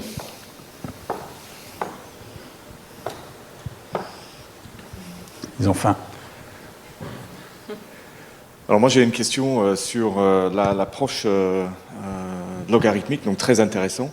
Le besoin de basculer entre logarithme et linéaire, est-ce que tu as pu évaluer le surcoût? Est-ce que globalement, c'est quand même... Alors en fait, c'est quelque chose que tout le monde fait, même quand on fait du flottant. Le flottant, c'est un genre de codage logarithmique. Cet exposant qui... Et en fait, le codage logarithmique, il faut le voir comme c'est des flottants dont on a juste pris un exposant fractionnaire. Et puis on a jeté la mantisse, du coup, parce qu'il n'y en a plus besoin. Donc c'est pas quelque chose qui est révolutionnaire, le codage logarithmique, par rapport dans ce contexte-là. C'est tous les gens qui font des petits flottants, ils font aussi un genre de codage logarithmique. Et alors je trouve que le codage logarithmique est un peu plus intelligent. Alors dans ce papier, on a la comparaison avec... alors on a une comparaison qui très, très en gros montre que si tu fais les mêmes tailles, donc les 4 bits et 5 bits, en linéaire, alors c'est plus gros que ce qu'on a là. Alors c'est plus petit que ce qu'on a là, mais c'est beaucoup moins précis, l'accuracy à la fin est mauvaise. Si tu montes le linéaire, donc tu mets genre des 8 bits à la place de mes 4 bits, à ce moment-là ça devient assez précis, aussi précis que le logarithmique, mais ça devient plus gros. Donc en gros, voilà, c'est une bonne architecture. Et en plus, on n'a pas fait de QAT pour ça, donc j'ai un étudiant qui travaille dessus en ce moment. On n'a fait que du post-training quantization et sur des petits réseaux. Enfin voilà, c'est des travaux un peu préliminaires. Mais ouais, j'y crois. Enfin, c'est une bonne approche parce que on veut du range, oui. des grandes valeurs, des petites valeurs. Et voilà. Et par contre, l'addition, on sait la faire que dans le domaine linéaire. Donc l'addition, il faut revenir au domaine linéaire. Et les accélérateurs de Calray, par exemple, c'est ça qu'ils font aussi. C'est-à-dire, il y a des entrées flottantes, mais on jette tout dans un grand accumulateur en virgule fixe et on fait l'addition en virgule fixe parce que c'est ça qui va vite et qui est efficace. Et les aspects- NVIDIA le fait aussi, enfin tout le monde le fait, quoi. Et les aspects robustesse par rapport à ça, et puis s'il y a un bitflip quelque part, est-ce que cette architecture-là est plus sensible qu'une architecture classique J'ai ou moins sensible? pas d'élément de réponse. On n'a pas regardé du tout. Merci pour la question. Mais, Ok, non, mais c'est super. Est-ce qu'il y a d'autres questions? Où on a les odeurs du repas qui arrivent. Merci beaucoup, Florent. merci beaucoup. Merci beaucoup. Et donc avec ça, on arrive effectivement à la fin de la session.